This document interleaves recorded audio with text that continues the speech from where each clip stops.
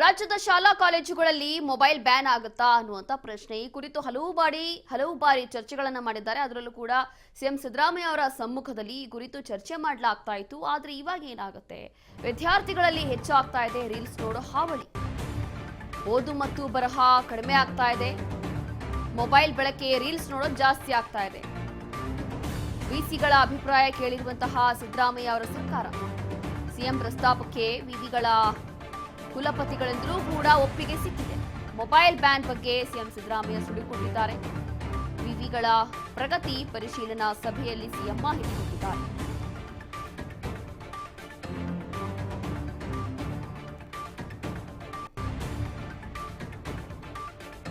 ರಾಜ್ಯದ ಶಾಲಾ ಕಾಲೇಜುಗಳಲ್ಲಿ ಮೊಬೈಲ್ ಬ್ಯಾನ್ ಆಗುತ್ತಾ ಅಥವಾ ಇಲ್ವಾ ಅನ್ನುವಂತ ಚರ್ಚೆ ಆಗ್ತಾ ಇತ್ತು. ಈ ಕುರಿತು ಸಭೆಯಲ್ಲೂ ಕೂಡ ಸುದೀರ್ಘವಾಗಿ ಚರ್ಚೆ ಮಾಡಲಾಗಿದೆ. ವಿದ್ಯಾರ್ಥಿಗಳಲ್ಲಿ ಓದೋ ಕಡೆ ಗಮನ ಕಡಿಮೆ ಆಗಿದೆ, ರೀಲ್ಸ್ ನೋಡೋದು ಜಾಸ್ತಿ ಆಗಿದೆ ಇತ್ತೀಚೆಗೆ. ಹಾಗಾಗಿ ಓದು ಮತ್ತು ಬರಹ ಕಡಿಮೆ ಆಗಿದೆ, ಮೊಬೈಲ್ ಬಳಕೆ ಜಾಸ್ತಿ ಆಗಿದೆ.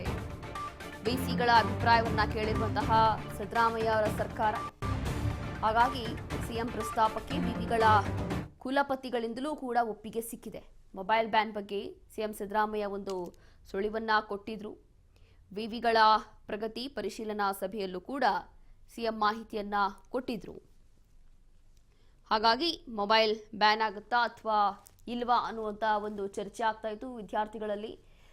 ಈ ಹಿಂದೆ ಹೇಗಿತ್ತು ಅಂತಂದ್ರೆ ಕೇವಲ ಎಕ್ಸಾಮ್ಸ್ ಟೈಮಲ್ಲಿ ಮಾತ್ರ ಮೊಬೈಲನ್ನ ಬ್ಯಾನ್ ಮಾಡಬೇಕು ಅಂತೇಳಿ ಚರ್ಚೆ ಆಯಿತು. ಅದಾದ ನಂತರ ಶಾಲಾ ಕಾಲೇಜು ಒಳಗೆ ಯೂಶಲಿ ದಿನನಿತ್ಯ ಅಂದರೆ ಫುಲ್ ಡೇ ಏನು ಮೊಬೈಲನ್ನು ಯೂಸ್ ಮಾಡ್ತಾ ಇದ್ರು ಮಕ್ಕಳು, ಇದೆಲ್ಲವೂ ಕೂಡ ಈಗ ಬ್ಯಾನ್ ಮಾಡಬೇಕು ಅಂಥೇಳಿ ರಾಜ್ಯ ಸರ್ಕಾರ ಚಿಂತನೆ ನಡೆಸಿದೆ.